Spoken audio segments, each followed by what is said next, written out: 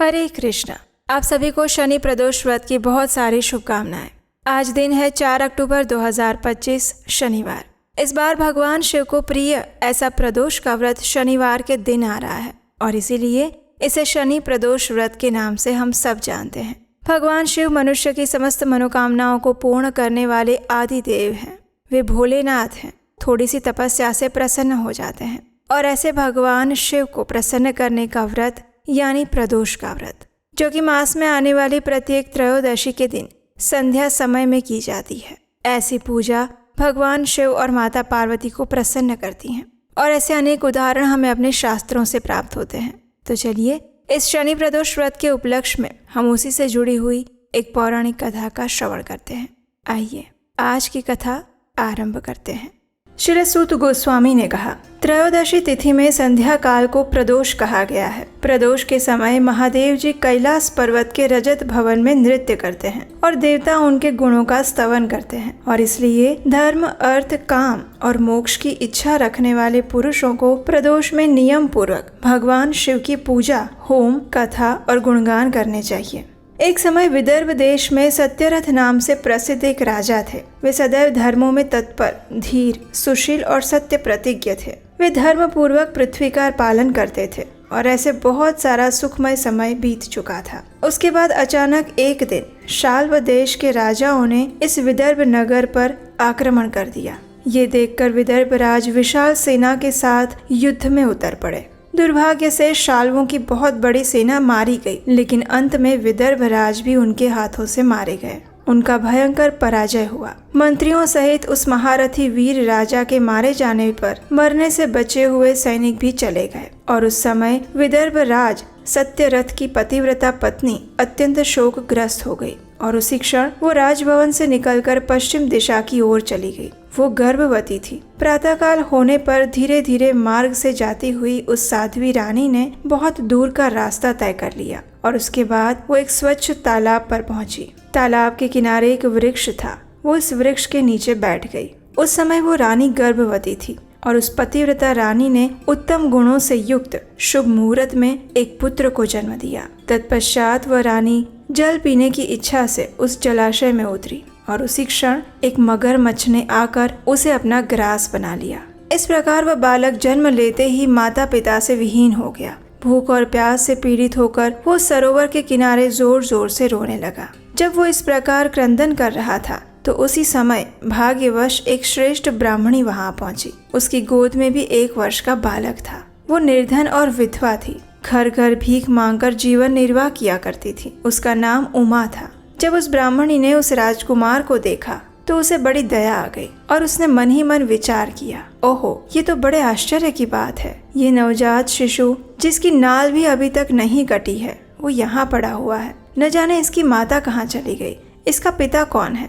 यह दीन अनाथ बालक बिना बिस्तर के भूमि पर सो रहा है। न जाने ये चांडाल का पुत्र है या शूद्र का, वैश्य का बालक है या ब्राह्मण का या फिर क्षत्रिय का। कैसे इसका निश्चय किया जाए? मैं इस शिशु को उठाकर अपने सगे पुत्र की तरह पालन अवश्य कर सकती हूँ, लेकिन ये किस कुल का है ये मुझे नहीं पता और इसीलिए इसे छूने का साहस नहीं हो रहा है। जब वो इस प्रकार सोच रही थी उसी समय कोई सन्यासी महात्मा वहाँ पर आ गए। वो ऐसे लग रहे थे कि मानो साक्षात भगवान शिव थे। उस श्रेष्ठ भिक्षु सन्यासी ने उस स्त्री से कहा, हे ब्राह्मणी, चिंता मत करो, हृदय की संशय वृत्ति को दूर कर दो और इस बालक की रक्षा करो। इससे तुम्हें शीघ्र ही परम कल्याण की प्राप्ति होगी। इतना कहकर वे दयालु भिक्षु सन्यासी वहां से चले गए और उस ब्राह्मणी ने उनकी बातों पर विश्वास करके उस बालक को अपने साथ उठा लिया और अपने घर की ओर चलने लगी। उस राजकुमार का ब्राह्मणी ने अपने बेटे की तरह ही पालन पोषण किया।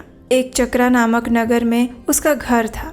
वो भिक्षा के अन्न से ही अपने पुत्र और राजकुमार दोनों को पालने लगी। ब्राह्मणों ने ब्राह्मणी के साथ साथ राजा के पुत्र के भी संस्कार कर दिए और अब वो दोनों ही बालक सर्वत्र सम्मानित होकर दिन ब दिन बढ़ने लगे थे। समय आने पर उनका उपनयन संस्कार हुआ और वो दोनों बालक एक साथ रहकर नियमों का पालन करने लगे। एक दिन वो ब्राह्मणी उन दोनों बालकों के साथ भिक्षा मांगती हुई दैव योग से देव मंदिर में पहुंची। उन दोनों बालकों को देखकर वहां पर उपस्थित परम बुद्धिमान ऋषि शांडिल्य ने कहा, दैव का बल बड़ा विचित्र है। कर्मों का उल्लंघन करना किसी भी जीव के लिए अत्यंत कठिन है। देखो ना, ये बालक दूसरी माता की शरण लेकर भिक्षा से जीवन निर्वाह कर रहा है। इस ब्राह्मणी को श्रेष्ठ माता के रूप में पाकर ब्राह्मण बालक के साथ ब्राह्मण भाव को प्राप्त हो गया है। जब उस ब्राह्मणी ने ऋषि शांडिल्य के ये वचन सुने तो उसे अत्यंत आश्चर्य हुआ। उसने भरी सभा में मुनि को प्रणाम करके पूछा, हे ब्राह्मण, एक सन्यासी के कहने से ही मैं इस बालक को अपने घर ले आई थी। यद्यपि अभी तक मुझे इसके कुल का पता नहीं लगा है, फिर भी मैं पुत्र की भांति इसका पालन पोषण करती हूँ। आप तो ज्ञान के नेत्रों से देखते हैं, इसलिए कृपया आप मुझे ये बताइए कि ये बालक किस कुल में उत्पन्न हुआ है और इसके माता पिता कौन है।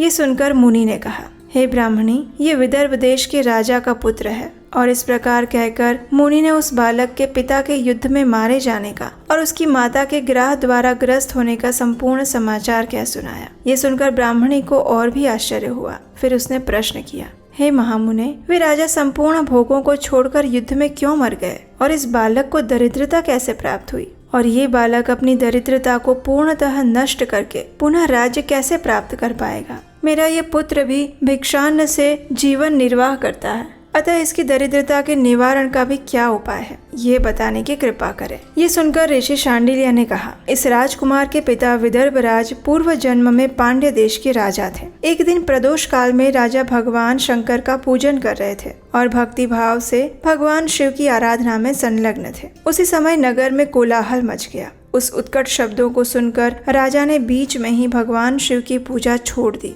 और नगर में क्षोभ फैलने की आशंका से राजभवन से बाहर आ गए। उसी समय राजा का महाबली मंत्री शत्रु को पकड़कर उनके पास ले आया। वह शत्रु पांड्य राज का ही सामंत था। उसे देखकर राजा ने क्रोध पूर्वक उसका मस्तक कटवा दिया। शिव पूजा छोड़कर नियम को समाप्त किए बिना राजा ने रात्रि में भोजन भी कर लिया और इसी प्रकार राजकुमार भी प्रदोष काल में शिव जी की पूजा किए बिना ही भोजन करके सो गया।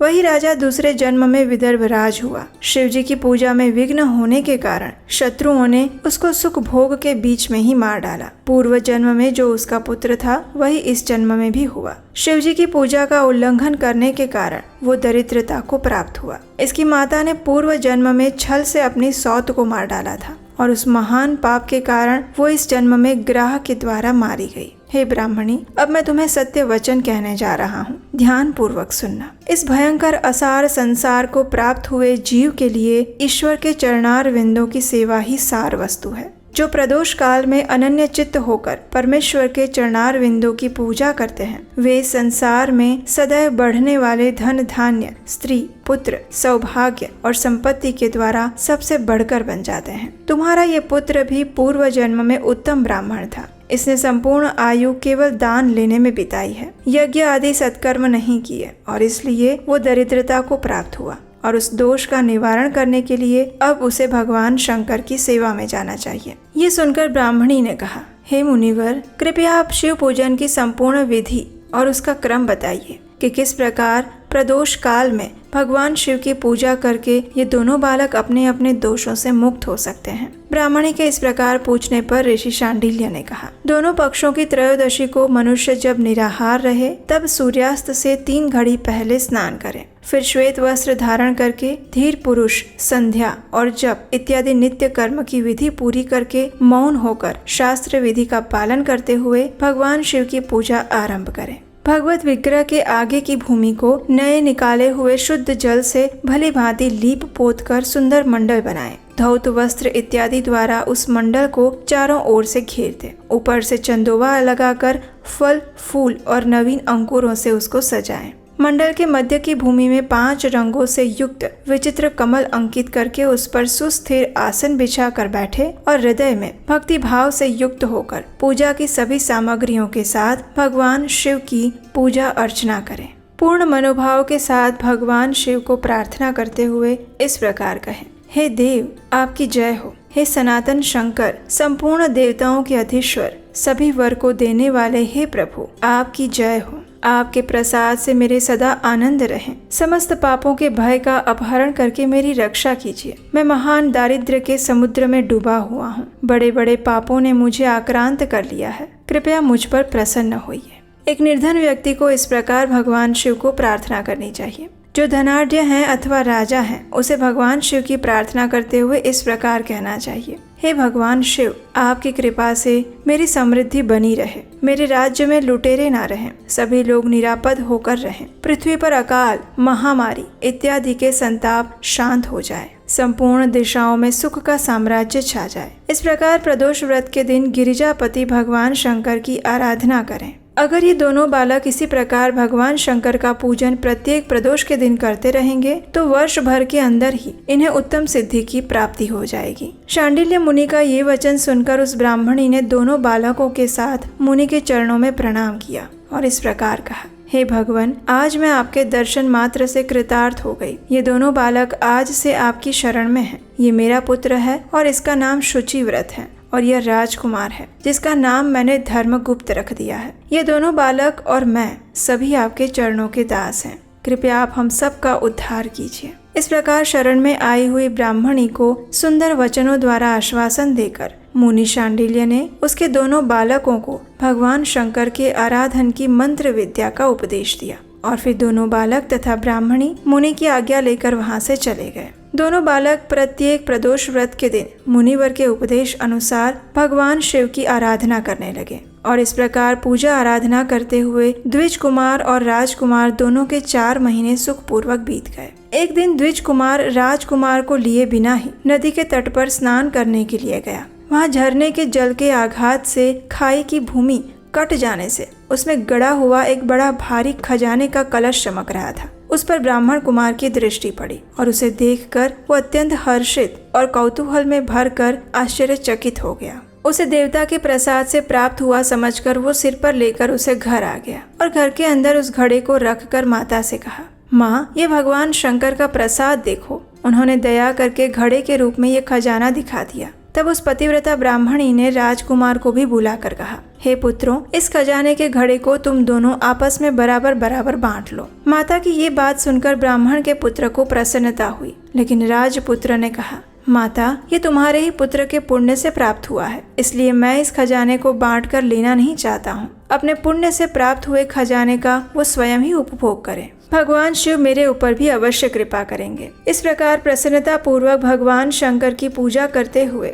उन दोनों कुमारों का उसी घर में 1 वर्ष व्यतीत हो गया। एक दिन राजकुमार उस ब्राह्मण कुमार के साथ वसंत ऋतु में वन में भ्रमण करने के लिए गया। कुछ दूर जाने पर उन्होंने सैकड़ों गंधर्व कन्याओं को परस्पर क्रीड़ा करते हुए देखा। उन्हें देखकर ब्राह्मण कुमार ने दूर से ही राजकुमार से कहा, यहाँ से आगे जाना उचित नहीं है, क्योंकि उधर स्त्रियां विहार कर रही हैं। ये रमणियां छल करने वाली और वाणी द्वारा अनुनय विनय करने में कुशल होती हैं। ये पुरुषों को अपनी दृष्टि मात्र से मोहित कर लेती हैं। इसलिए अपने धर्म में तत्पर ब्रह्मचारी कभी भी स्त्रियों के समीप जाकर उनके साथ वार्तालाप ना करें। ऐसा कहकर ब्राह्मण कुमार वहां से चला गया और दूर जाकर खड़ा हो गया। लेकिन राजकुमार अकेला ही निर्भय होकर स्त्रियों की उस क्रीड़ा स्थली की ओर चला। उन गंधर्व कन्याओं में से एक ने राजकुमार को आते देखा। मन ही मन कुछ विचार किया और सखियों से कहा, सहेलियों, यहाँ से थोड़ी ही दूर पर एक उत्तम वन है। वहाँ विचित्र चंपा, अशोक, पुन्नाग और बकुल के वृक्ष खिले हुए हैं। वहाँ जाकर तुम सब लोग फूल तोड़ो, तब तक मैं यहीं बैठी हूँ। तुम फूलों का संग्रह करके फिर यहाँ पर वापस आ जाना। इस प्रकार आदेश देने पर सखियां वन के भीतर चली गई और वो गंधर्व कन्या राजकुमार पर दृष्टि लगाए हुए वहीं पर खड़ी रही। गंधर्व कन्या ने अपने पास आए हुए राजकुमार को बैठने के लिए कोमल पल्लवों का आसन दिया और फिर पूछा, हे कमल नयन, आप कौन हैं? किस देश से यहाँ आए हैं और किसके पुत्र हैं? इस प्रकार पूछने पर राजकुमार ने अपना संपूर्ण परिचय दिया। मैं विदर्भ राज का पुत्र हूँ। मेरे पिता और माता बचपन में ही मर गए थे। शत्रुओं ने मेरे राज्य पर अधिकार जमा लिया और मैं दूसरे के राज्य में गुजारा कर रहा हूँ। ये सब सुनकर राजकुमार ने उस गंधर्व कन्या से पूछा, हे सुंदरी, आप कौन हैं? यहाँ आपका क्या कार्य है और आप किसकी पुत्री हैं? तो उस गंधर्व कन्या ने कहा, हे महाराज कुमार, एक द्रविक नामक गंधर्व हैं जो समस्त गंधर्व कुल के अगुआ माने जाते हैं। मैं उन्हीं की पुत्री हूँ और मेरा नाम अंशुमति है। मैं आपकी अभिलाषा जान चुकी हूँ। आपका मन मेरे अंदर आसक्त हो गया है और उसी प्रकार दैव ने मेरे मन में भी आपके लिए उत्कंठा भर दी है। अब हम दोनों का स्नेह भंग नहीं होना चाहिए। इस प्रकार कहकर गंधर्व कुमारी ने अपने गले से मोती का हार निकालकर राजकुमार को भेंट किया। उसे प्राप्त करके राजकुमार ने पूछा, हे भीरू, मैं एक बात कहता हूँ। मैं राज्यहीन और निर्धन हूँ। तुम मेरी प्रिया कैसे होना चाहती हो? ये सुनकर गंधर्व कन्या ने कहा, आपका कहना उचित है। मैं पिता की आज्ञा के विरुद्ध कोई कार्य नहीं करूंगी। आप इस समय घर को पधारें और परसों प्रातः काल पुनः यहीं पर दर्शन दीजिएगा। आपसे कुछ हमारा कार्य है। इतना कहकर वो गंधर्व कन्या अपनी सखियों के साथ जैसे आई थी वैसे ही चली गई। राजकुमार भी हर्ष पूर्वक ब्राह्मण कुमार के पास लौट गया। उसने ब्राह्मण पुत्र से सारी बातें कही और उसके साथ घर को प्रस्थान कर गया। तत्पश्चात पूर्व निश्चित समय आने पर राजकुमार द्विज पुत्र के साथ वन में उसी स्थान पर गया। उस स्थान पर पहुंचकर राजकुमार ने देखा गंधर्वराज और उनकी कन्या दोनों उपस्थित हैं। गंधर्वराज ने वहां पर आए हुए दोनों कुमारों का अभिवादन किया। सुंदर आसन पर बिठाकर उनसे कहा, हे विदर्भ राजकुमार, मैं कल कैलाश पर्वत पर गया था। वहाँ मैंने पार्वती जी के साथ महादेव जी के दर्शन किए। उन्होंने मुझे बुलाकर सभी देवताओं के समीप इस प्रकार कहा, पृथ्वी तल पर धर्मगुप्त नाम से प्रसिद्ध एक राजकुमार है जो इस समय अकिंचन है। उसका राज्य छिन गया है। शत्रुओं ने उसके देश को अपने अधिकार में कर लिया है। अब वो बालक अपने गुरु की आज्ञा से सदा मेरी आराधना में संलग्न रहता है और उसी के प्रभाव से आज उसके समस्त पितृ मेरे स्वरूप को प्राप्त हो गए हैं। तुम भी उस राजकुमार की सहायता करो। अब शत्रुओं को मार कर अपने राज सिंहासन पर आसीन हो जाओ। महादेव जी के इस प्रकार आज्ञा देने पर मैं अपने घर गया। यहाँ इस मेरी कन्या ने भी तुम्हारे लिए बहुत प्रार्थना की और ये सब कुछ भगवान शिव की प्रेरणा से हो रहा था। ऐसा समझकर मैं इस कन्या को साथ में लेकर यहाँ पर आया हूँ। इसलिए अपनी पुत्री अंशुमति को मैं तुम्हें पत्नी रूप में प्रदान करता हूँ। भगवान शिव जी की आज्ञा से शत्रुओं को मारकर तुम्हें तुम्हारे राज्य पर बिठाऊंगा। अपने उस नगर में तुम अपनी इस धर्म पत्नी के साथ 10,000 वर्षों तक मनोवांछित सुख भोग कर अंत में भगवान शिव के लोक में जाओगे और वहाँ भी मेरी ये कन्या तुम्हारी सेवा में प्रस्तुत रहेगी। इस प्रकार कहकर गंधर्व राज ने उसी वन में राजकुमार के साथ अपनी पुत्री का विवाह कर दिया। चंद्रमा के समान चमकीली चूड़ामणि और दमकते हुए मोतियों के मनोहर हार दिए। दिव्य आभूषण, वस्त्र, सुवर्ण के बने हुए बहुत से सामान, 10,000 हाथी, 1,00,000 नीले घोड़े और हजारों सोने के बड़े बड़े रथ प्रदान किए। अंत में एक दिव्य रथ, इंद्र के धनुष के समान विशाल धनुष, सहस्त्रों अस्त्र शस्त्र, अक्षय बाणों से भरे हुए 2 तरकस, अभेद्य सुवर्ण कवच और शत्रुओं का संहार करने वाली शक्ति भी दी। अपनी पुत्री की सेवा के लिए गंधर्वराज ने प्रसन्नचित्त होकर 5,000 दासियां दी।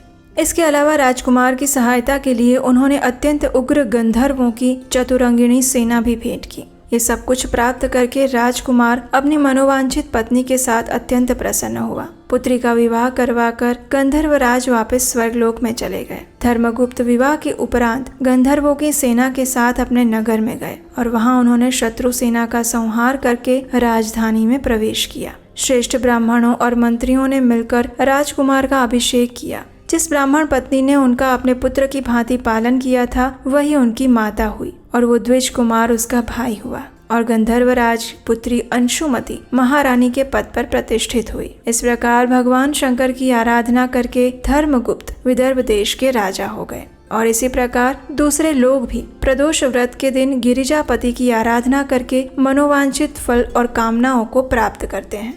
तो यदि इस प्रदोष व्रत के उपलक्ष्य में सुंदर कथा, हमें आशा है कि आज की ये प्रदोष कथा सुनकर भगवान शिव के प्रति आपकी भक्ति भाव और पूजा तथा समर्पण में वृद्धि हुई होगी। अगर आपको आज की ये कथा अच्छी लगी है तो आपके अपने चैनल को सब्सक्राइब कीजिए, इस कथा को शेयर कीजिए और ऐसे ही हमारे पवित्र धर्म ग्रंथों से ली हुई पौराणिक कथाओं को सुनते रहने के लिए आप हमारे व्हाट्सएप कम्युनिटी ग्रुप के साथ भी जुड़ सकते हैं। उसका लिंक नीचे डिस्क्रिप्शन बॉक्स में दिया गया है। तो चलिए आज प्रदोष व्रत के शुभ अवसर पर भगवान शिव की पूर्ण श्रद्धा और भक्तिभाव से पूजा आराधना करते हैं और उनकी विशेष कृपा की याचना करते हैं।